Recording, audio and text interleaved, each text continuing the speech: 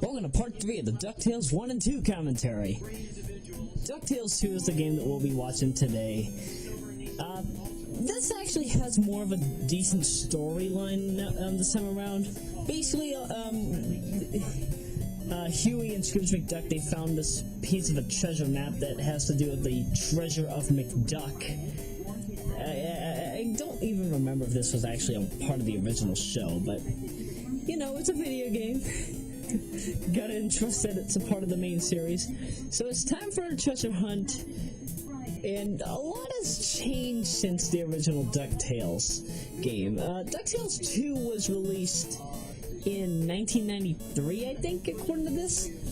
The original DuckTales was released in 1989.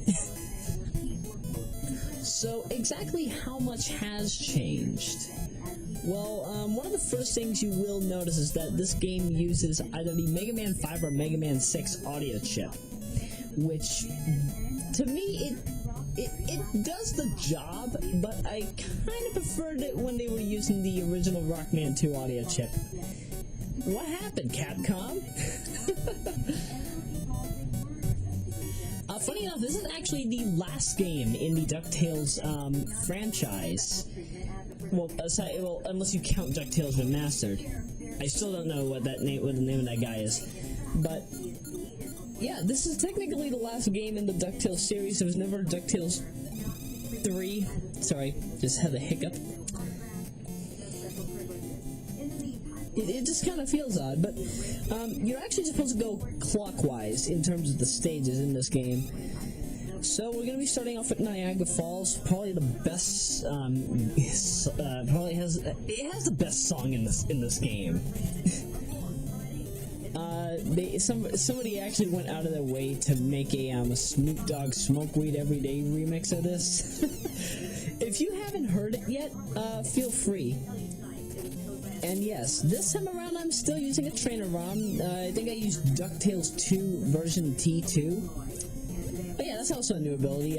Scrooge McDuck can now carry barrels with his cane. And what you'll see later from Gyro, that's the name of the guy that was riding the plane in the original. Yeah, Gyro he's basically your upgrade guy. If you ever find him, just get an upgrade and you'll be able to clear other parts of the level that you normally couldn't. That way you can find hidden treasures and hidden crap like this. A 1-up. But what was I saying?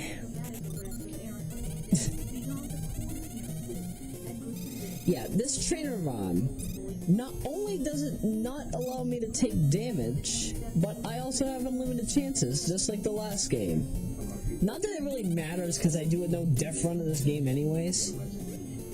Oh yeah, by the way, you might think that there's something there. When we get to parts, when we get to, I think, part 5 of this commentary, you will see there is something present.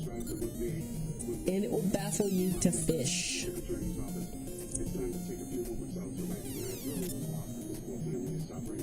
Ducky loved this music. Then again, I've always wondered which levels are remakes of which levels. Because certain levels are based off of others, but I'm figuring this was not made from the Actually, you know what? Hang on. This spike pattern was present in the original DuckTales. So you know what? I'm figuring this level is actually a remake of the Amazon stage. Then again, it's never really explained as to the development process of this game. Like, you ever really explain, like, what levels were made from what music was taken from what application or whatever. It's kind of odd when you think of it. There's Gyro. Basically, you save Gyro, and now you get the iron adapter. Yes, I'm just like Clement. I say iron. I kind of grew up using both U.S. and British English literature, so pronouncing it iron or iron is okay by my standards, I guess. But I'm going back up here to show off how the iron adapter works. So, you saw how I couldn't destroy these before, right? Now I can destroy these, and there are actually a few jewels here. Red jewels, just like in the previous game, give you 50,000.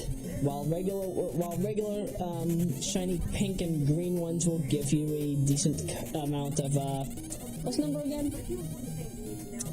10,000. There are also small red jewels, which will give you 5,000. It's rare that you ever can run into them, but they are shown here and there on occasion. You'll see some later on. And, yeah. Might I ask, are the controls somewhat fixed from that of the original DuckTales? I didn't see anything bad about the original controls in DuckTales, but Scrooge McDuck can still sink like a rock, and areas like that. Platforming is a major problem in DuckTales 2, especially if you're trying to jump from a very high height. Again, this game is again, DuckTales was made for Mega Man 2, and this was probably made for Mega Man 5 or 6. That's no good. That's no good. Mostly due to the fact that the physics can kind of gimp up on you from time to time. And if you don't know what you're doing, you're probably going to Dick Cheney yourself over in the long run. Also, make sure you use the pogo jump a lot. I really don't know the name of this guy. Somebody please tell me the name of this guy in the description. Okay. But I digress. But yeah, as I was saying before, use the pogo jump a lot, because there will be jewels and other hidden treasures hidden here and there in the background that you can't see unless if you have Scrooge McDuck like cross over it. Oh my! Some of the hidden jewels in this game are actually kind of very cryptic. I mean, if you thought the original DuckTales was cryptic enough, especially if getting the perfect ending, then yeah, you haven't seen what's in this yet.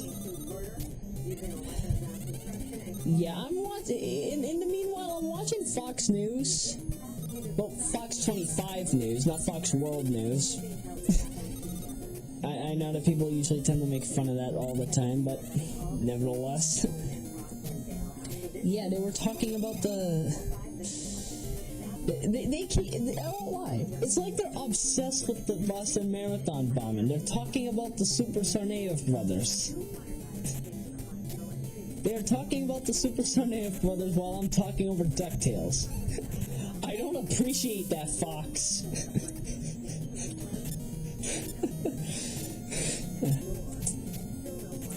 Oh yeah, I don't think I mentioned this already, but yeah, this is actually a new ability that Scrooge has. He has the ability to use his cane to hang on to little rings.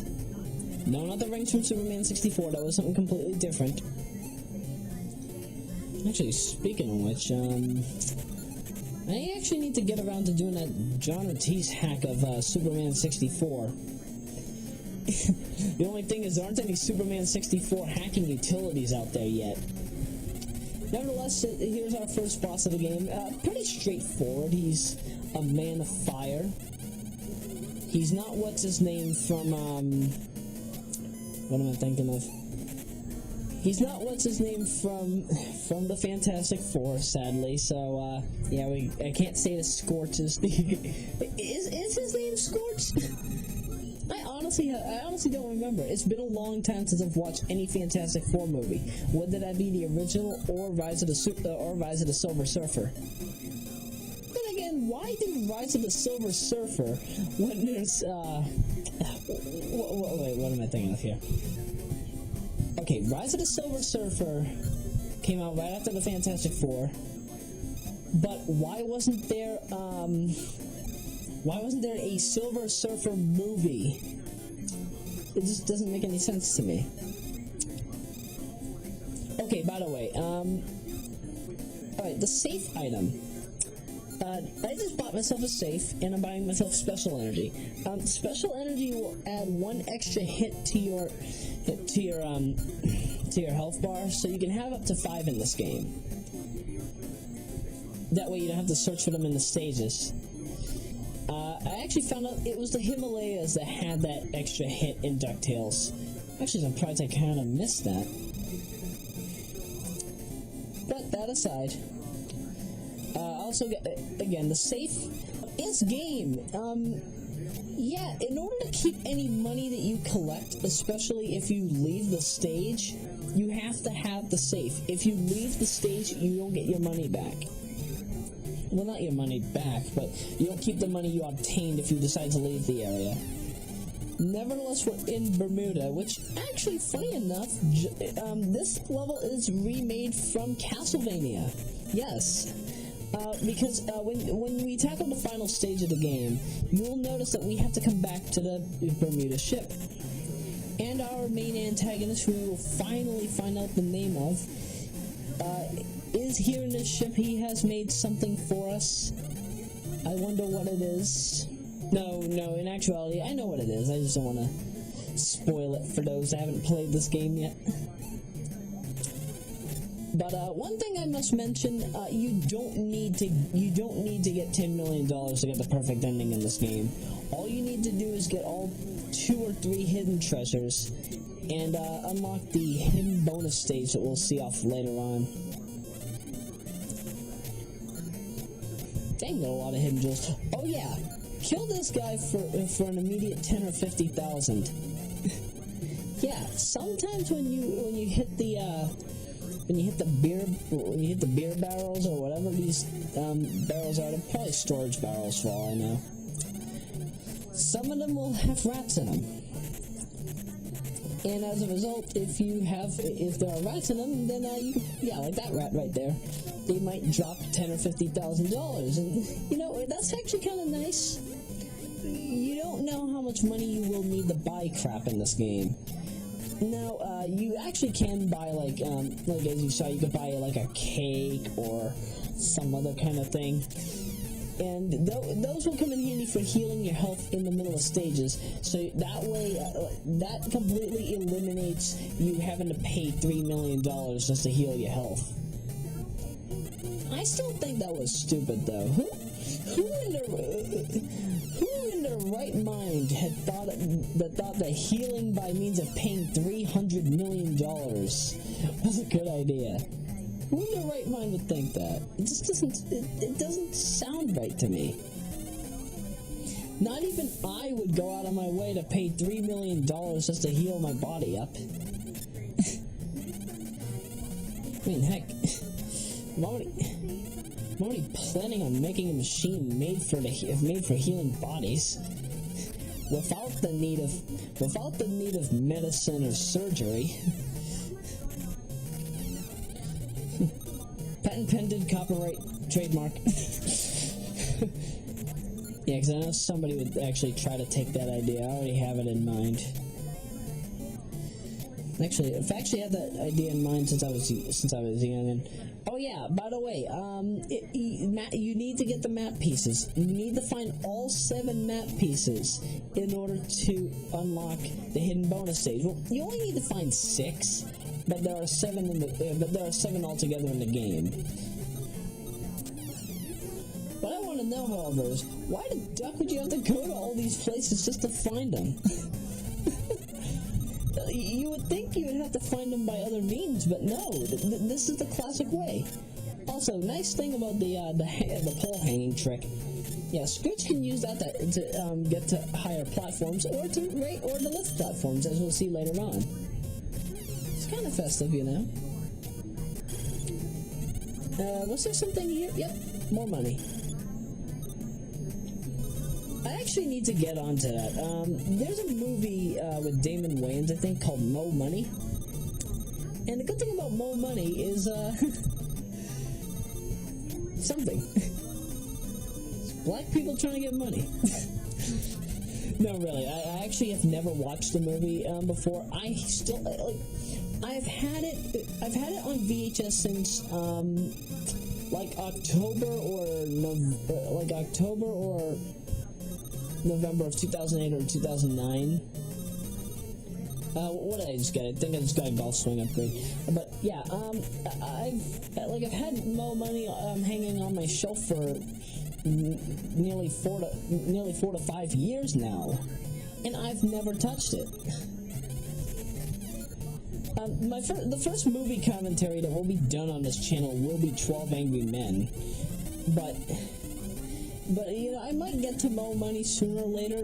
But the problem is I have it on VHS, so it might be a while before I can actually say like get it done for the channel, because like I don't want to have to do this commentary alone. Even though, yes, in theory, I'm told that in theory I'm probably better off doing all the work by myself. But again, I like having friends doing work with me because it gets things done quicker. Doing everything by myself just does not fit right with me. Oh yeah, also one thing I never got to show off. Well, actually, I don't think this was in the original DuckTales. If you have a duck swing. If you have your golf swing ready by holding down your direction towards a wall, and then you jump and press the attack button at the precise time, you can do a wall golf swing, which can help knock boxes and whatnot. Okay, I'm assuming this is possibly Blackbeard Duck or something. By the way, for Pirate Duck here, he just keeps jumping and jumping. What you're supposed to do is you're supposed to avoid him by using the rings. The rings. It's not really necessary, but you know, it's there if you need to defend yourself. And don't get me wrong, it's actually one of the best abilities in the game, but I don't know, just hanging on to poles and trying to dodge a pirate just don't feel right to me.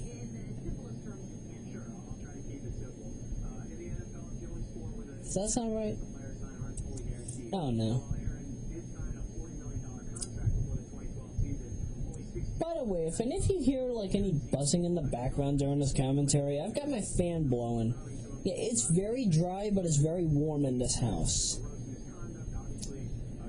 You know, I kind of wish that my house wasn't like this, because I've got the ceiling crumbling over me. I've got dry air. The only time it's ever cold is when it rains, and then I've got the fan in.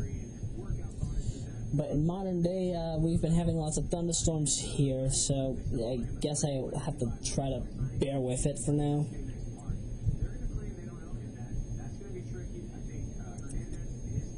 And do I have anything else to add?